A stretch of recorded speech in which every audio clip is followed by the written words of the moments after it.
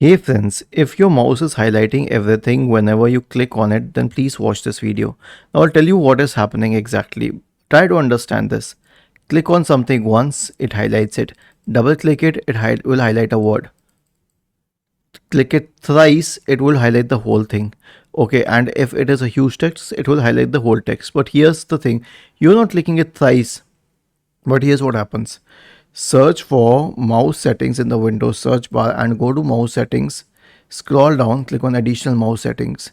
There's an option here which says double click speed.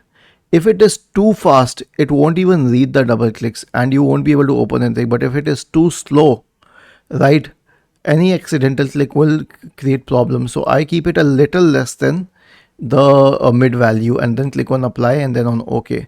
This will solve the problem, but if it doesn't solve the problem, then do one more thing.